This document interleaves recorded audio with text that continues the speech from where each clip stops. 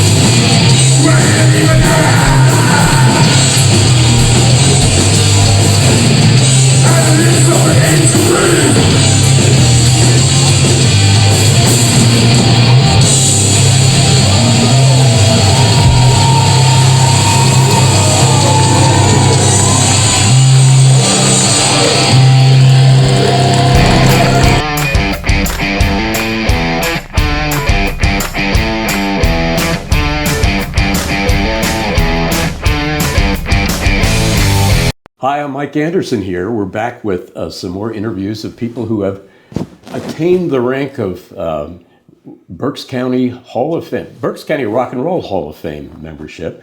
The gentleman we have here is Frank Phobia. He not only is a member of the elite staff, also his band is Anthrophobia. Mm-hmm. I got it right. See, I wanted to make sure I did that right. You were winner of the Berks County Rock and Roll Hall of Fame Award back in 2022. Yes. Now we're recording this in 2023, the end of it. So we're catching up with some of the people that we didn't speak to, and it's great to have you here. It's about time you had time to fit me in. Well, you're a busy guy.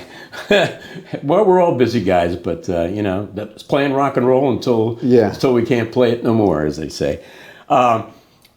So you performed live at the ceremony in 2022. Yes. To quite an audience. You had quite, I would say, they were a large following for you. You know, yeah, they came out to hear you, and it was the pairing of the John King dance band with Anthrophobia was really the thing. Yes. I mean, that was really it. Yeah. And after all these years, you know, it's about time I got to play with John King. Oh, okay. So, well, that's good. You know. Yeah, he's been around for a while, too. Mm-hmm. You've been around for a while. What's your... 1926. No.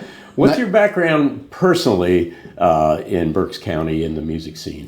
Well, in high school, I was a kid who decided I wanted to play guitar.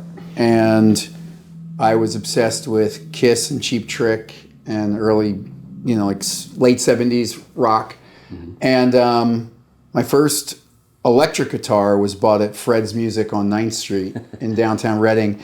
And it was actually the Ibanez Iceman, almost a proto model. And Rick Nielsen of Cheap Trick had it, and so did Paul Stanley. So I had to have that guitar. Yeah, great. It didn't really matter what it sounded like. It didn't matter if it was comfortable to hold. I had to have that guitar. So I did. And... I took a few lessons on acoustic, learned how to play My Sharona by the Knack, and I kind of I wasn't really feeling the acoustic guitar. And once I got the electric guitar, I said, okay, I'm going to try lessons again. And Craig Schallenberger was my guitar teacher. That's one of Fred's teachers. Yes. So Craig, I had a great rapport with him. I feel as a kid on a personal level. I think he was a great teacher and also a great therapist, I think. I believe he's doing it. He's not in Berks County right now. He's somewhere else. Somewhere.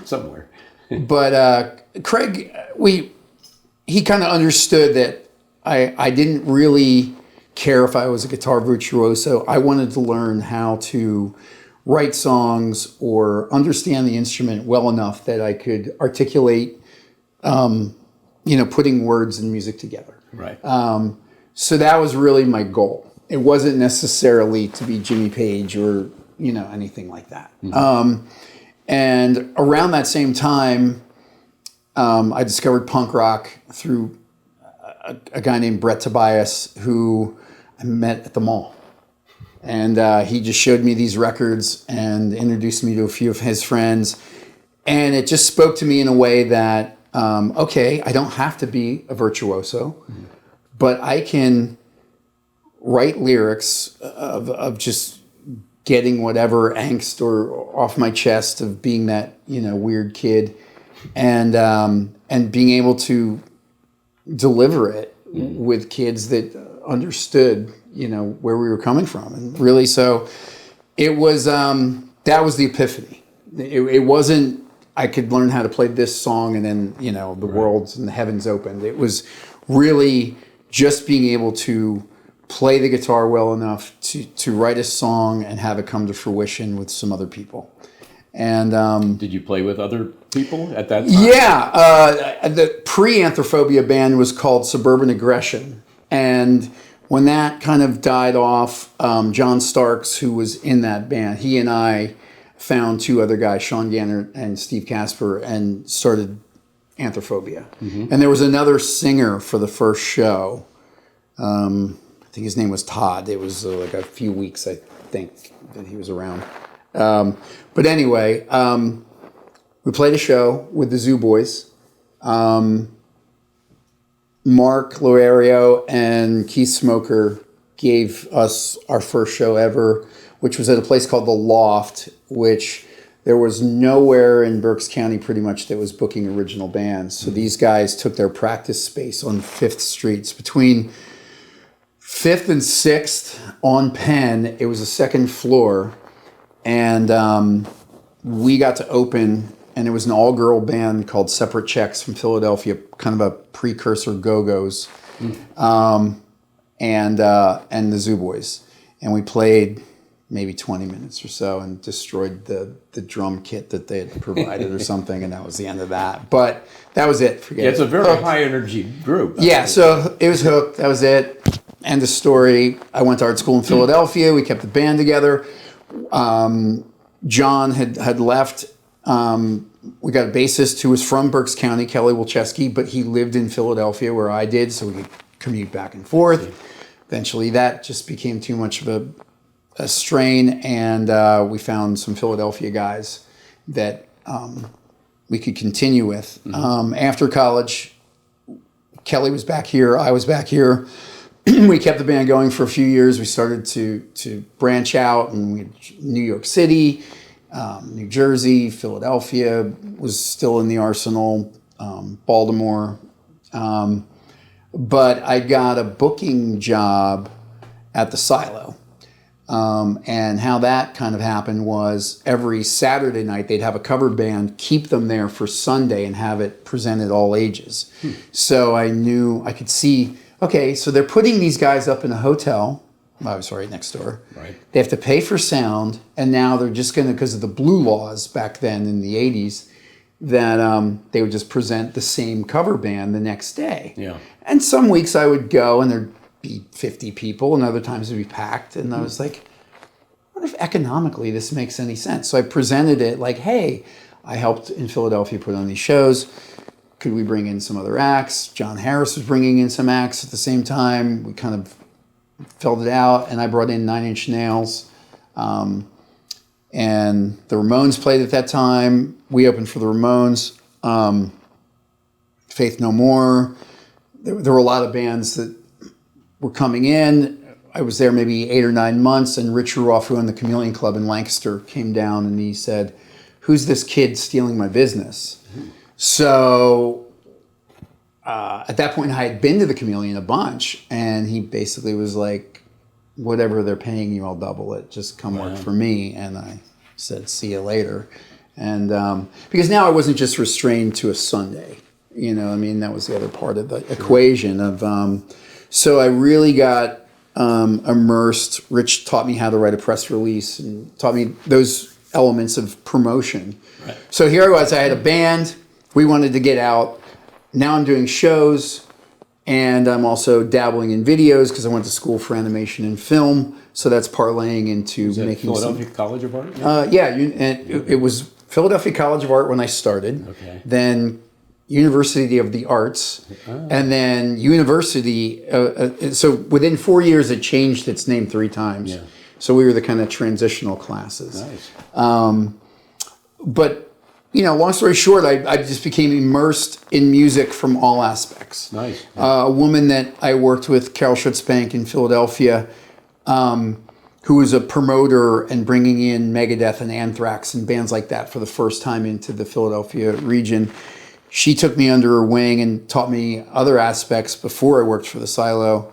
So I wanted to just basically be able to, she told me, you need to know how everything works and how it all fits together to truly be successful in any one area. So what do you consider yourself now? A promoter, Everything. more of a band? I mean, basically, music still gets me out of bed. How about the band Anthrophobia? Anthrophobia, right? Thank you. We are at such a great spot right now that we get to still play shows. We still get to write. We still get to be together. Nice. But I would almost give it a level of, now that the dust has settled off of decades of a career and trying to chase the carrot and getting signed to record deals and things that we did achieve and national tours and that kind of thing. Yeah. It was all great, but the part that left the equation was fun. Sure. And it happens with a lot of groups. Yeah. It's a lot of fun, and then you work with the details. So when the fun becomes business, it really does change. Yeah.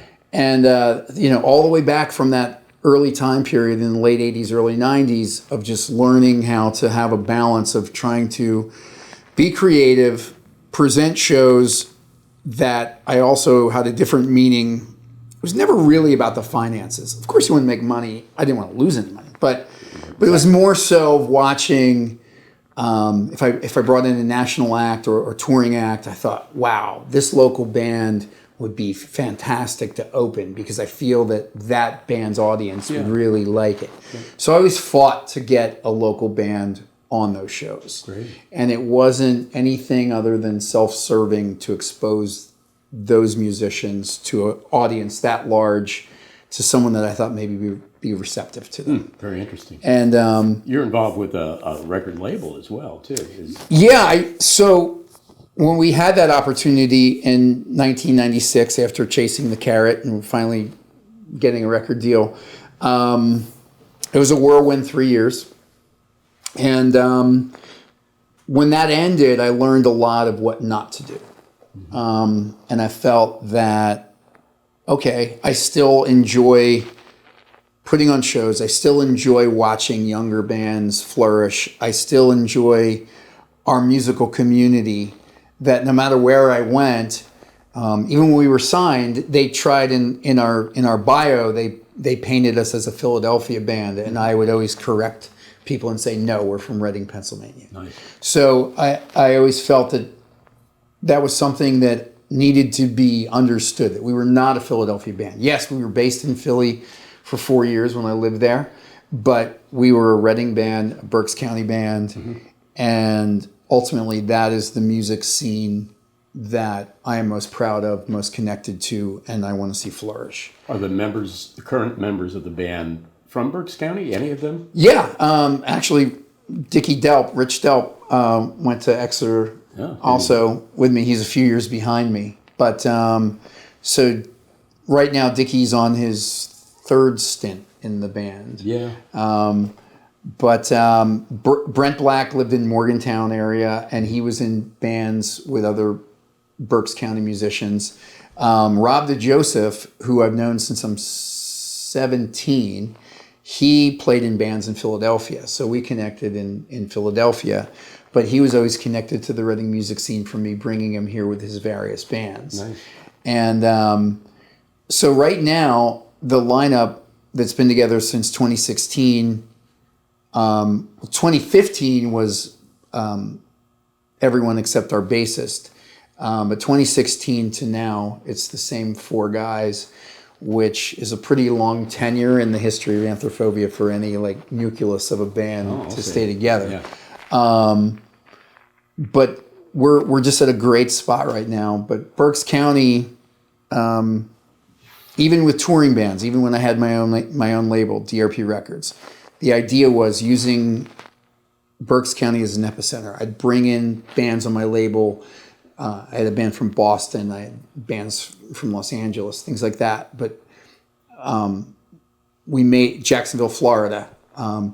We had shows in Reading, and then I would book them Philadelphia, New York, New Jersey, kind of coming back to Berks County, trying to spiral out. And that's something that I had always, I'd been told, don't try and go play here and there, just spiral out, grow yourself this way. Yeah.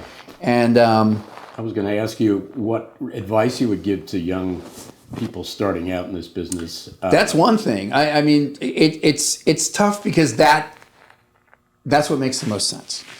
However, when you're signed and you're at the mercy of a record label to tell you where you're going and that kind of a thing, Anthrophobia's largest buying public and radio was Boston. So we tried, and the record company tried to break us in Philadelphia or get us on great shows in Philadelphia, and it was Boston that opened their arms, So we, and then Phoenix and Atlanta, Jacksonville, Florida. Wow. So none of them make geographic sense to spiral out, But we made that trek up and down to New England, I don't know, every couple of months, sometimes every month. But I think the way things were in the 80s, 90s, 2000s compared to now, you can see the parallels that make sense. And then there's just these new avenues that have opened for younger bands that we never had. Right. There's no gatekeepers anymore. As far as like record company them in your basement. You can do that. And the thing is, the same radio promotion companies, press people that major labels are using today, you can hire yourself. Yeah. You're going to pay for it, but literally, if you as an independent artist would like to say, I want a real shot, I think we're really bubbling up organically and I need to get over that next hump. Yeah. You have access to these people who are doing the same thing that are breaking major artists. So that's never happened, And actually, you bought your first guitar from Fred's. Mm-hmm. There are not a lot of shops like that around anymore. Right. So when you start off, you don't have other people to confer with. So you have to figure out your own destiny, I think. Yeah, the music store and the record store. Yeah. Those were the two. And the dialogue, I've worked in various record stores too, like Young Ones and Record Bar, and Keith Smoker, the guy from the Zoo Boys. After I got out of art school, he gave me a part-time job at Record Bar at the mall. And you learn a lot there. Yeah, you do. And you learn what people really like, and then you see what bad taste they really have, Or the power of exposure on television or something, like Vanilla Ice or something. At this point, at the end of 2023, where do you want kids to play?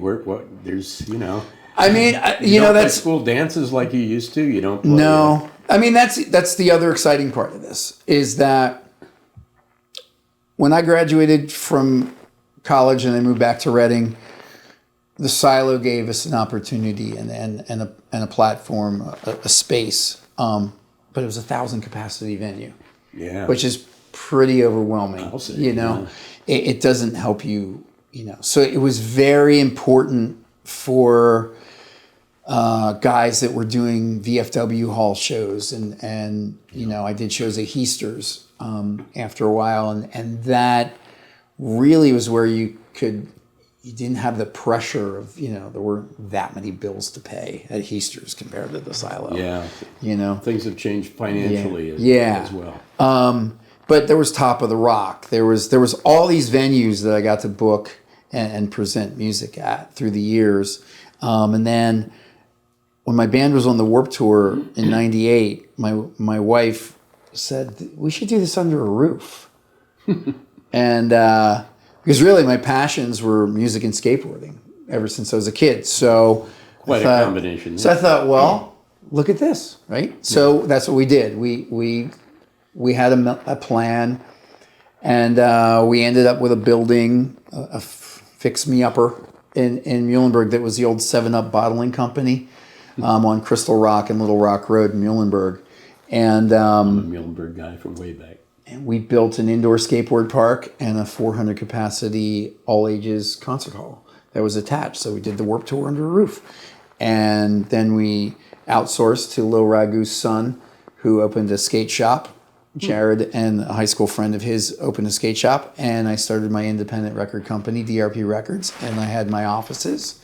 We had a skate shop, we had the skate park, and we had a venue all under one roof. And at the same time I was doing that, I could nurture smaller bands at the Hardbeat Underground on Penn Avenue in West Reading, and that place fit 100. I fit 400, and then for larger shows, I still had access, thanks to Maria Limberio, that I had access to the silo after all those years. So I could present in Berks County 3 completely different vibes of music that were appropriate to the sized rooms that I had access to. So I guess what you're saying in general is, be good with your talents, but either trust your marketing and professional things to someone who's really gung ho with it, or learn. Pick them up yourself. Learn. Yeah, I mean, and that's really it. I mean, there was a lot of trial and error, but I had some people that were mentors to me that were great, and then that turned into me being a mentor to people who I could see it in them that they were going to be lifers. Yeah, and good. like Jared Picone. Jared Picone's a lifer. So he's his dad is Dave Picone, and Jared, since he's 12 years old, I saw it in him. Yeah. And now he's extremely successful. Probably he has a DJ duo called Black Caviar, and he's got a platinum record on his wall for a song that he did, Spider-Verse. The soundtrack, and online offers possibilities for people that didn't when I was growing up. I mean that's how people are discovering music, and it's great. I think there will always be physical product, but the discovery of music has changed, and for the good and bad. I mean, if I sell one record, I made more profit money off of that one record than they did, 5,000 streams. Yeah. But they're both important. Wow. Because that stream may lead to someone coming to see my band live or any band live. So the gateway, the way people are discovering music has changed. But ultimately, I feel that just because you get the exposure and you can get someone's ears or eyes on your song, it doesn't mean that it's going to last. It's just you have that opportunity. So that ultimately you still have to write a great song. Wow. And it comes back to that. So no matter what the technology is and all of that, it really comes down once again to the song. Right. And I think that's why, like what Dave Klein and the handful of you guys started this thing, that's important, because even though there's a lot of cover bands, which I adamantly detested, I detested cover bands when I was young, because they were the stages that kept us out of original bands. Yeah. So I didn't quite understand until much later of supply and demand, the commerce of it. I looked at it of how can bands who are writing their own songs flourish and grow if we don't have the ability to get in front of an audience. Yeah. And those were all the stages where the cover bands were. So until I understood the tactful way to create avenues or off days to infiltrate those stages and not necessarily butt heads with those places or those bands, it was more like, hey, okay, you don't want to play on a Sunday. How about we take Sundays? Oh, you don't want to play on a Tuesday. How about we take two? That kind of a thing. So it became evident to me much later in kind of my evolution of how this all works and how I can fit in of that balance of musicians. And a lot of bands are, that maybe put out their own records early on or in cover bands now or in wedding bands now or whatever. But they still love to play their instrument or still love to sing. Exactly. It's just, it just changes gears or just changes paths for them. Yeah. And I'm, I didn't understand that when I was young. And I think, a lot of younger guys from my scene don't understand that of like, why would you waste your time learning a cover song when you could just write one of your own? Mm-hmm. And I think it just kind of, it's kind of like reading a book or school. It's like you have the foundations and you learn by building the bricks of the house. Right. And they all can fit in together, Very nice. It's those windows that kind of, well, let you know. It's great talking to you.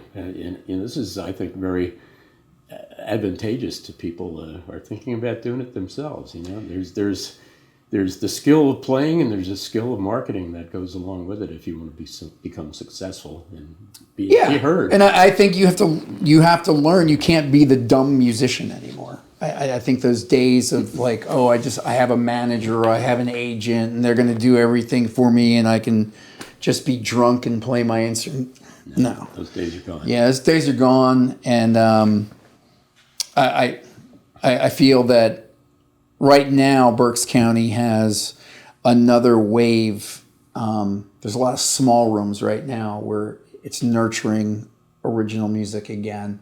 And I feel that, I'll give you an example. I book the West Reading Fall Fest and Art on the Avenue. Oh, yeah. So, and when I booked the Downtown Live Concert Series, where I was bringing in bands like The Revolution, Prince's Band, and Cracker, and Magpie Salute, which is guys from the Black Crowes, and the Flock of Seagulls, and bands like that. So when I inherited that concert series, I wanted, same philosophy I've always had, I want to put a local band, because the idea of the Downtown Live Concert Series was to bring business, commerce, and attention to downtown Reading.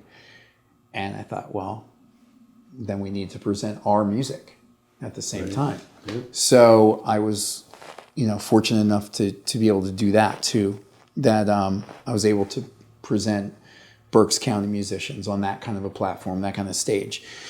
And when I inherited Art on the Avenue and Fall Fest in West Reading, I thought, wow, what a talent pool that we have in this area. And a lot of bands that I've never heard before are there. But what with meeting with the business owners and meeting with the powers that be in West Reading, like, well, what's the goal of this? I mean, these are great festivals, but what's really the goal? And then you learn, well, the underlying goal is there's these restaurants, bars, and shops in West Reading that have a customer base, but they're never going to survive if it's the same customer base. They need to expand and get new customers, new visitors. So I thought, well, what if I then look at the music scenes of our surrounding communities and relevant bands at that year or that time that maybe have a new record, or they're drawing a lot of people from Reading to Lancaster to see them play, or from Reading people to go to Phoenixville to see them play. Right. Well, what if I reverse that? What if I bring the people in Phoenixville for those bands to West Reading? Nice. So the idea of it behind those, I do have a method to my madness, because I know I anger a lot of local bands of many kinds, but I don't book the same band 2 years in a row. So if I have 30 slots on any given festival, that will not repeat year to year. And I also, it will be a healthy balance of locals and within a 30-mile radius kind of bands. So that way, when they come back to Mike's Tavern or the Nitro Bar or anywhere else there's a stage in Berks County, now that connection of like, oh, Berks County's awesome. You got to go see music in that area. It's nice to have you support our community as well as musicians. Yeah, at this point, I think I'm 56. So at this point, I don't even think about it until like kind of questioned or I really have to think about it. But it's just involuntary at this point of like, that's just kind of how my brain works of Berks County is my home. And we just have so many great musicians of, past, present, and future. There's a lot of, young bands that I gave an opportunity to in the 80s that flourished. And then there's also a lot of them that kind of fizzled out, ran their course, but those people still come out to shows. Yeah. And those people now appreciate the wide variety of music. You need to build audience as well as performers. And I feel that in this day and age, too, where on a national level, when you see bands coming in to the area that don't even have to play their instrument anymore, it's all tracks. And to just see an organic band playing their instruments and playing them well and really connecting with a live audience or just making a great record or a great song, it just all works together. Yeah. And I think this Hall of Fame is another component to kind of help bring attention, keep attention, and document kind of this history. Exactly. This is, for everyone to see in the future. Yeah. Well, thank you so much. Absolutely. It was great talking to you. And thank you for watching. And keep looking at some of the other videos that are on the channel here. So see what Berks County rock and roll has contributed to our society. Thank you very much. And thanks to Bob Yost for recording. Thanks, Bob. Take care.